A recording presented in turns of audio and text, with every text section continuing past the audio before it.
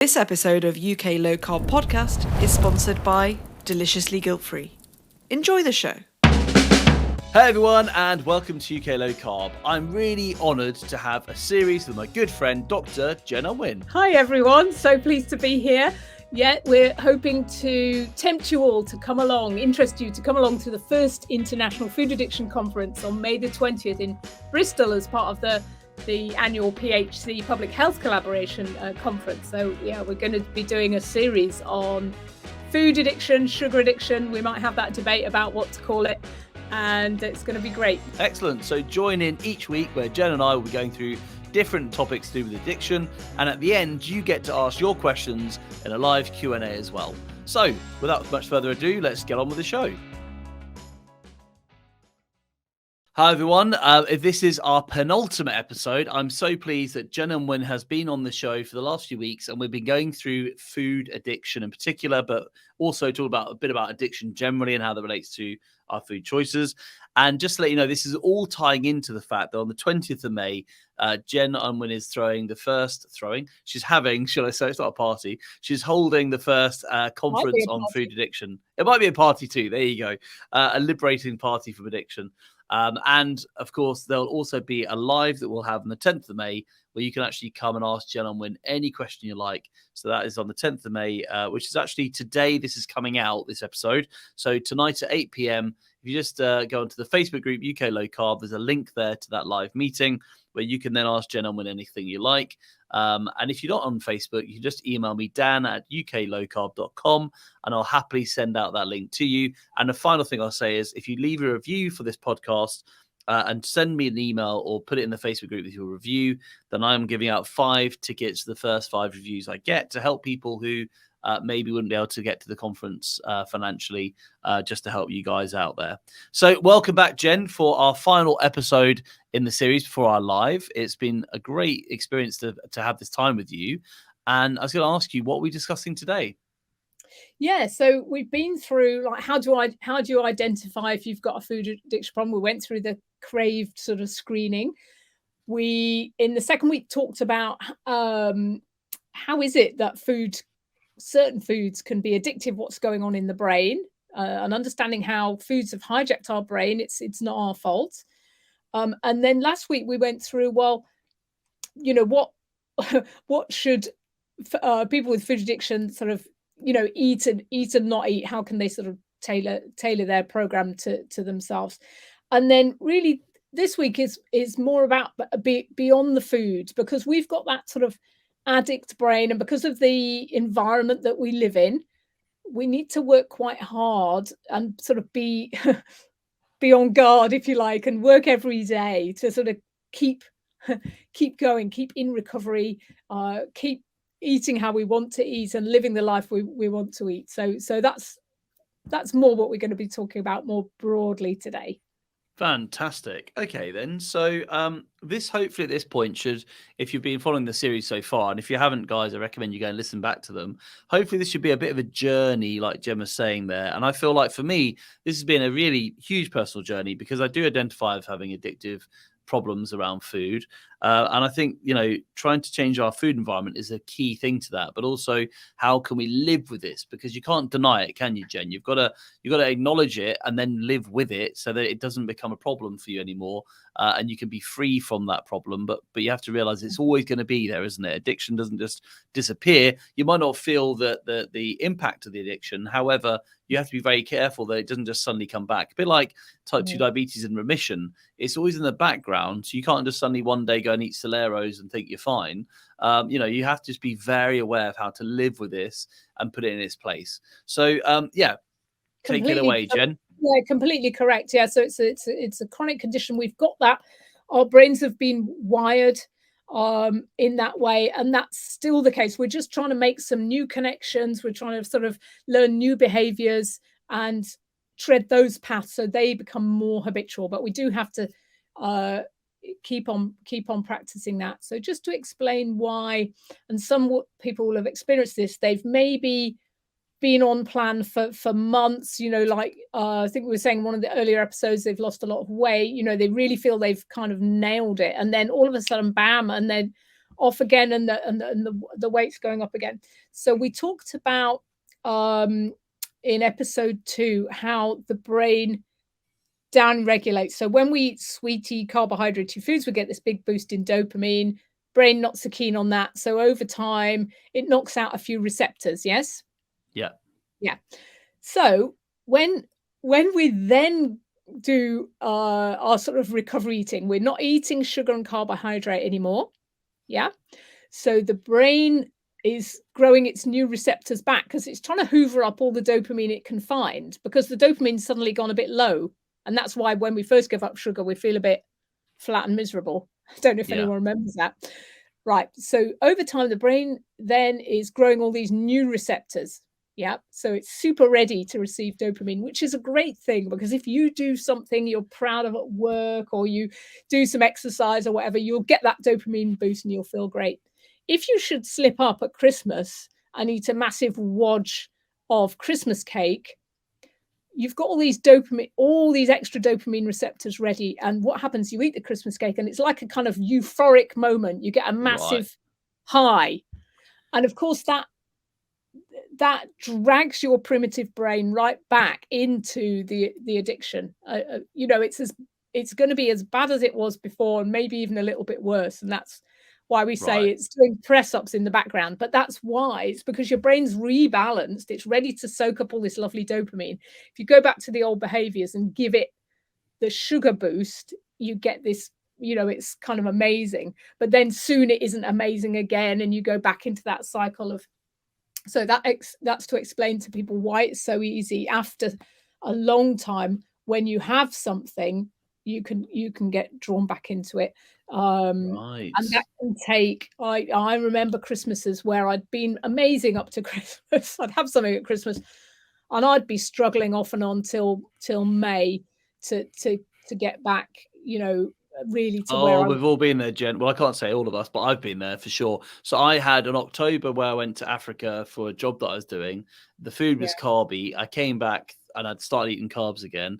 And then I made the justification, because it is like a voice. I'm not saying I believe in the devil necessarily, but it's a bit like having the devil on your shoulder saying, but Christmas is around the corner, Dan. And so that would justify almost a quarter of the year written off. And then we had to go to a wedding in February. So on New Year's, my New Year's resolution was I'll start low carb and keto after the wedding in February. I mean, it's just crazy when you think the dialogue you have with yourself. It's great what you're saying. And we need to be aware of the sort of addiction side of us that's sneaking and pushing us around to do these things. What does it say to us? Mine says, well, 2 squares of chocolate, you can handle it. Or, it's Sunday, going to start again tomorrow. Or, you've deserved it. You've earned it. These are all addictions. Hard time. You need to be maybe rewarded and cared for with the food. I mean, that's a very, very simple narrative, but it does what's going on in our head sometimes, doesn't it? It does. So recognizing those thoughts is a big part of recovery, and being able to sort of challenge them. No, I'm not. I'm not doing that. I know I can't eat just 2. I've tried it a million times. It never works. So you can just thank you, but no, not today. So that's one part of it. The other is obviously there's so many things that are good for us to do. Keep our environments really clean. We're so cued by seeing things. Take all the things off your phone that are to do with foods that you don't want to be eating, because you see ads from McDonald's or whatever it is that was your particular drug food. It's going to start the dopamine going. It's going to start the cravings.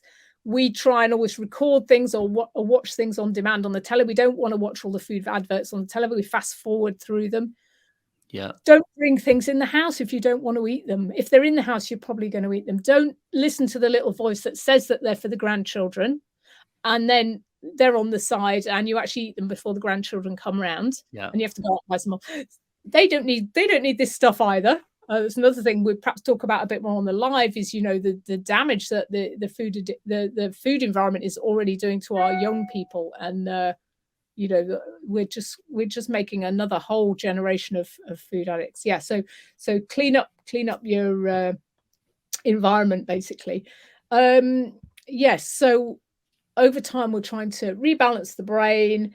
We're trying to use our frontal lobes to outwit this primitive part of the brain. So we're going to keep the house clean of stuff. We're going to take our own food to work. Or if we're traveling, this is all standard low carb stuff, isn't it? Is how do you but it's embarrassing that you're saying it, and I'm listening, thinking, I've done that. I've done this thing where I've been in a situation where I've set myself up to fall on my face because I've not eaten, and it's like 4 in the afternoon, and then there's a Yes. bad choice, and I can almost tell myself, well, what choice did I have? Hands up, I'm the innocent party here. I was held Yes. hostage by the situation, but that's nonsense. If I just the night before packed Yeah. the food in the lunchbox and had it there, I could have eaten whenever I was hungry, and that would have been the end of it. But you tell yourself the nonsense narrative. It's embarrassing hearing that and thinking I've done that too many times. We've all done it. We've all done it. Yeah. So planning ahead, if you're going to, the main difficulty for people is kind of social events. We don't want to be rude. We don't want to be weird. We don't want to be, but you have to have some conversations to be able to manage these things. So, if I'm going to someone else's lots of people know us now, don't they? So they know it's no surprise to them. We're not going to eat carbs when we get there. But I would often take something that's good for me, a charcuterie platter or, whatever it is, I'll take it with me. So I know that there's going to be food, or it's not uncommon for me to eat some protein and fat before I go to something like that, because there's nothing worse than being at a buffet and being hungry and then being sabotaged by I've done that as well. I kind of, the fat and protein has got me through a lot of situations like that, because you really see the food that I'm going to an event tonight, and there's food provided. And a few weeks ago I had to eat the meal. There's nothing I could have done it. I said to myself, so now I literally just do what you're saying. I just eat some bacon before I go, and then their food is an optional extra. And if it's not for me, it's not for me. But at least I'm not seeing it as an essential meal in my day, and I'm hungry and I'm missing out. Yeah, absolutely. So we do need those planning skills, but we also need those social skills, don't we? When somebody literally puts a plate of home baked cupcakes under your nose, you need to practice beforehand. What am I going to say? At work I used to say, "Oh, don't they look great?" I love things like that, but they don't love me. So I just don't feel good when I eat things. I'm so sorry, they look beautiful and thank you so much for offering. You just need a form of words that works for you, so that you're not just going to be pressurized into. So there's all of that, and that takes a lot of practice and self-compassion, etc., etc. But there's also, let's go back to dose that we talked about in episode 2. So dopamine, oxytocin, serotonin, endorphins. We need them. They give us sort of happiness and balance in life, motivation, enjoyment, and so on. And how are we going to get them beyond the food? What kinds, we need to learn to, as you say, reward ourselves, comfort ourselves, make lives meaningful without that being all around the food. So the number one thing that gives you all of those is some sort of movement or exercise. And I used to like hide to get out of PE. I literally did, or I took up the clarinet so I didn't have to do it. So, but I've learned over the years to find something that I enjoy. I do boot camp with other women. It's hilarious. And go running with David, running loosely, jogging, or walking we like as well. So find something that you personally like, and find a way to get it in your daily routine. If you can do it outdoors, all the better, because you get then the advantage. You get more serotonin if you're exercising outside, because of things, the lights, the melatonin, it's sort of resetting your body clock. If you can do something with other people, you get the oxytocin, the closeness thing. That's me with my other women at the boot camp. We have lasts, as you can imagine, to get the oxytocin. Obviously, with exercise, you get endorphins. We've talked about the runner's high, but any sort of exercise is going to release endorphins, dopamine. You feel you've done something, you've achieved something, you've kind of ticked it off on the day. So if you want one thing that hits everything, some sort of exercise. Yoga's amazing as well. Yoga's so much evidence for yoga and brain health. Well, can I just stop you there for a minute? Because I go to the gym, and Besma suggested last summer we do a yoga lesson. Oh my word. I got there and there's a room, we were late first, which isn't great. And there's a room full of people with on their hands, with their legs up akimbo, like in the air, kissing their buttholes. And I was like, what the hell's happened? Well, not literally. I was like, what is going on here? And I tried to keep up and oh my word, I almost turned myself inside out. But I think you're right. I think just jokes aside, I probably want to try yoga because that stretching is so important, isn't it? And especially in this day and age where we're like sat down quite often and not moving as much as we used to, keeping your body supple and moving is really important, isn't it? Really important. And it's also got that sort of mind-body connection thing going on. So we become more aware of our bodies and more mindful of what's going on for us and the emotions and so on. And that's really important as well. So we're not hijacked by unexpected emotions. So dopamine, is kind of, having projects, doing things, ticking them off. Oxytocin is the closeness thing. So pets, stroking your pets, holding your partner's hand when you go for a walk, having a hug, all of these closeness sort of things. Serotonin, we've said exercise, being outdoors, yoga, very good for serotonin. Anything you find relaxing, gardening, singing, all of these things are great. Again, think caveman and think evolution. What are the kinds of things that we were sort of designed to do? And those are going to give you these feel good brain hormones, and trying to make it a habit to put these things in your week. Pretty soon we're bringing out a journal. So there's Fork in the Road book I've mentioned, so probably a little bit too much, endlessly. No, you can mention it too much, Jen. Mention it more. Mention it more. Well, there's going to be a journal soon, a diary. So day to day, you can record all of these things, your food and the things you're doing for dose and all of that in a journal. I love that. Do you know there's the book? I'll just say anyone who comes to the conference will be getting the beta version, so you can test it for us. You'll get a free one in your pack. Anyone who comes to the conference, you'll get a free journal to test out for us, and let me know if it's useful or if we need to improve it in any way. That's amazing. Do you know the book called The Chimp Paradox? Have you heard of that?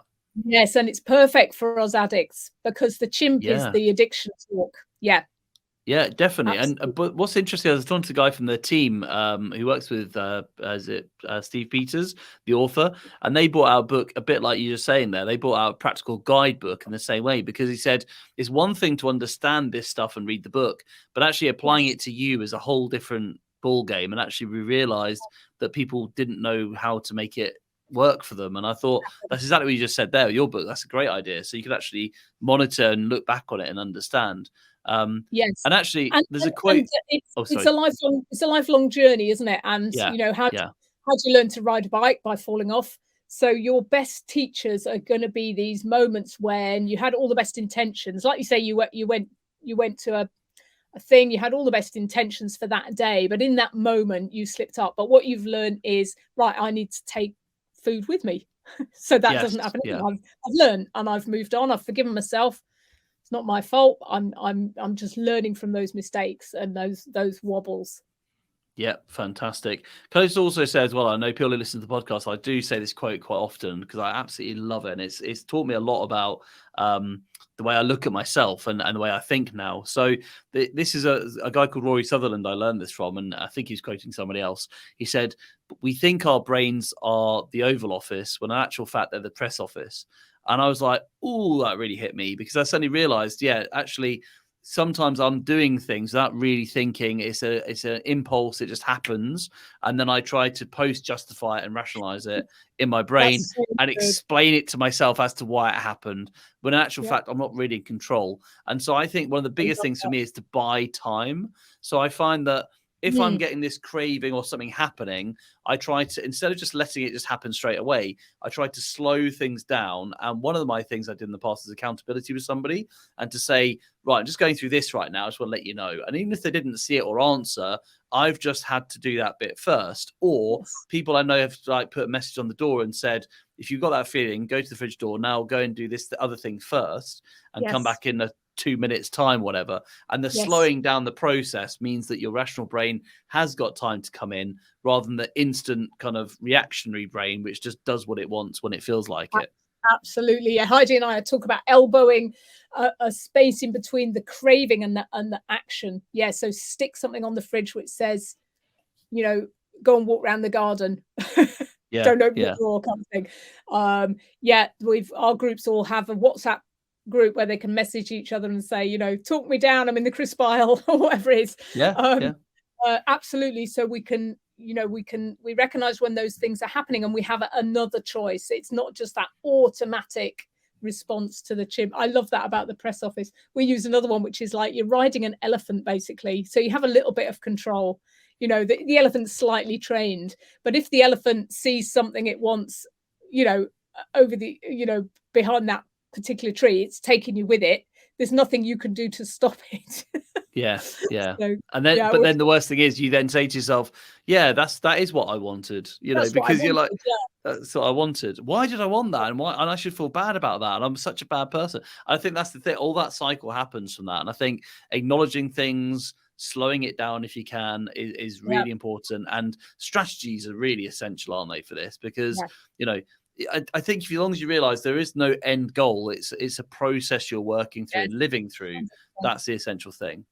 That's the essential thing. We're doing this for life. We're getting better at it, but we'll probably never get to the ultimate destination, and that's fine.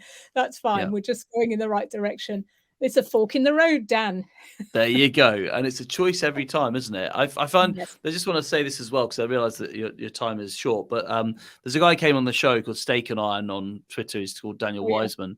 And he said, I love what he said once. He said, I don't think fruit ever made anyone fat. He said, however, it might have just been for some people the trigger that led to the next food choice being less optimal, and then the one after that being less optimal. And it's actually the pattern of food you got to look at, not the individual thing. So your pattern might be triggered by fruit in some cases, or nuts in others, or sweetness in others. But it's not just that thing that makes you have the weight issue. It's the fact that it starts a behavior cycle, which then spirals out of control. And I thought, wow, that's so true. That's exactly it. And I think identifying it, slowing it down is everything. You can always track back in time. So, yeah, why did you make that bad choice at that meeting? Let's say that's because, like you should have prepped the night before. You can always go further back in time to say, when did that problem actually start? Yeah. It wasn't at the point where you pick up the donut. It was, there'd been thought processes, other things have gone on, that you could have the stopped bad sleep the night before, all those little things. Bad sleep, you had an argument with somebody, it's Friday. Yeah, absolutely. Wonderful. Yeah. Brilliant. So just to remind everyone then, so on the 20th of May is the first of these addiction conferences that's going to happen in Bristol. So if you want to get tickets, actually, where's the best place to go and get their tickets from, Jen? The Public Health Collaboration website, www.phcuk.org. Click on conference, and then all the tickets will come up. But if you're coming to this date, May the 20th is the Friday. You want the ticket for that day, and you can add in the dinner if you want, and then you can schmooze with all the speakers. Fantastic. And actually, you know what? A huge part of this day is the fact that you're going to be there with like-minded people who you can actually really support each other as a community. And I think if there's anything I've realized, like the clubhouse that you do, Jen, and the clubhouse room, and also things like this podcast, you get to listen and you get to learn. But I think Clubhouse works for this, certainly, but this event as well, you get to mix with people and share stories and help each other along the way. So it's a community thing, isn't it? Bringing people together. And like I say, you can go get your tickets, or you can get a free ticket by leaving a review. And the first 5 that I get, I will give out the tickets to those people. And finally, tonight on the 10th of May at 8 p.m, we have our live conversation with Jen. So if the link is actually in the UK Low Carb Facebook group, I'm sure Jen can share it in her groups and whatnot, and I'll share it too. And it'd be great to have you there because we'd love to have you as part of the conversation. So I just want to say a massive thank you to you, Dr. Jen Unwin, for your time. It's been a real pleasure and a privilege for me. The reason I run a podcast, everyone, is because I really want to meet amazing people, whether that's sharing their own personal story, whether it's someone like Jen, who not only shares a personal story, but also shares her expertise. And I really hope it helps people like it helped me. So thank you so, so much, Jen. It's a pleasure, Dan. Thank you so much for having me. I've really enjoyed it. And I'll see you in person on the 20th. See you there.